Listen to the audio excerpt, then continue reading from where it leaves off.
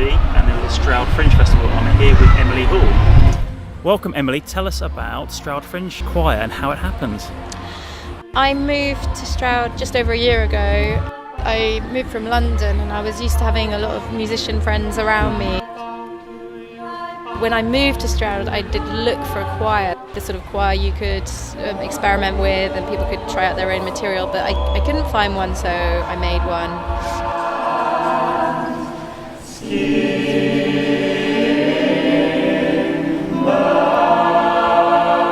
The idea is that it's a choir collective, so no one leads it, no one decides what we're going to do. We just are a collective and we all perform all our own materials. So there's a mixture, there's some composers, there's some singer-songwriters. Part of my concept album / opera called Folie à Deux, when two people believe the same delusion.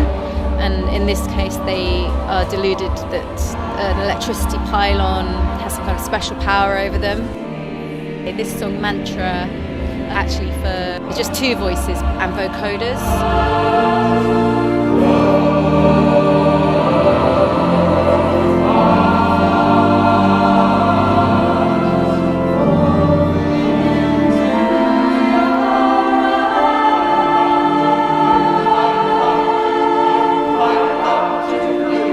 What I've done is I've then created a choral piece out of it. It went really well. It's our first ever performance and it was in front of a huge crowd and it was a great atmosphere, very attentive audience. It feels very homegrown and very organic. Like something we want to do every year in the Fringe with the Stroud Fringe Choir.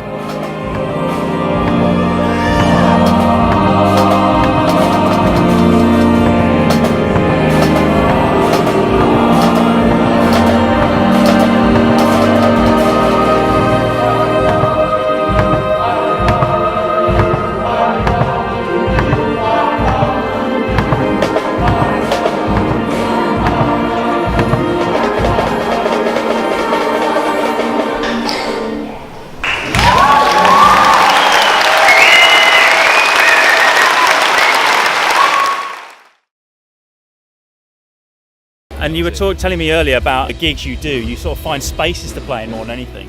Past few gigs we've sort of just taken over, gallery spaces or warehouse spaces or whatever, and just made them more kind of bespoke happening. It's really good to play in different rooms because they create a different feeling. I like to play for a good amount of time, so It's nice to just take over a space, set up and play.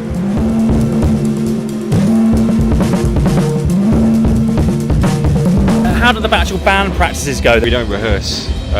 We just prefer to, do the gig, and whatever happens on the gig, that's what happens. So we've never rehearsed. I think we had one run through just to check that we were going to be all right together, and we played for about 20 minutes and then went and did a gig. So we're really looking forward to see you play tonight. So what are we like to expect from a Modulus 3 set? The church is going to dictate slightly. Can't go too loud and mental, otherwise no one's going to hear any definition between anything. It's all completely improvised. We normally have one starting point that might be that I start with the drums or that we all go crashing in, but saying that, we don't know. Dan might go mad, I might go mad, we'll see. We have no idea what to expect.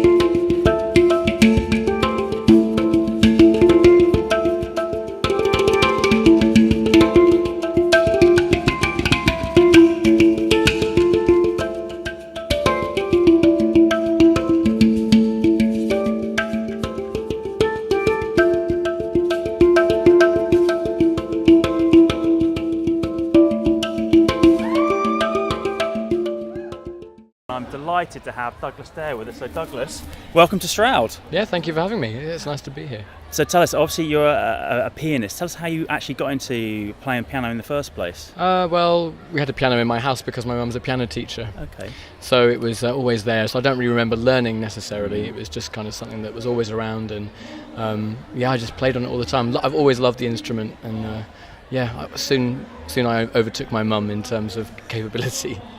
And obviously there's something new. You're playing in a church now. Someone told me that you play in church quite often. Well, yeah, I do tend to get asked to play in churches. It is a beautiful place to play in, and playing piano, and especially if I'm solo, it works so well. The acoustics, I always say it's kind of like that is the other member of the band. It does half the work for you, So yeah, I love it. In front of the screen, we stare at the light, and we listen to our big brother each night. And quite interestingly, we put you right in the centre of the church, so you're going to have people around you. How do you think that would be? Yeah, absolutely. Yeah, we saw the piano, then we thought, we've got to put this dead centre and have people just sort of stand around. I think people always love this kind of thing. It's really it's a unique experience. It doesn't feel as typical as just sort of watching someone on stage. Ignorance is my bliss. Don't want to fall out of this. So I think people will love it. I think it'll be great. Well, we're delighted to hear you play, and good luck for tonight. Thank you.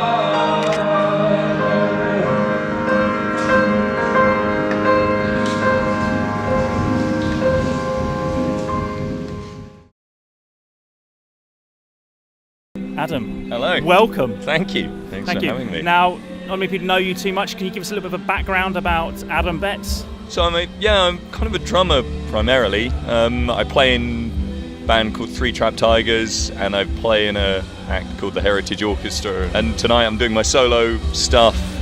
And so tell me how the solo stuff came about. One of the things we were always excited about in Three Trapped Tigers was the idea of people playing electronic music. Like, how can you make it feel like it was never written with a mouse?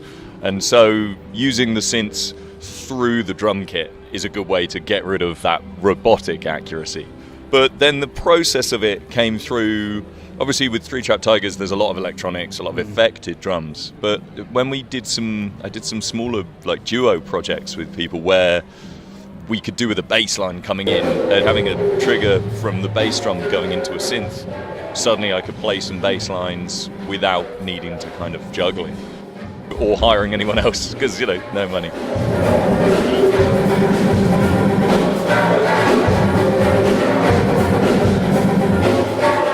Tell us a little bit about the songs you're going to play.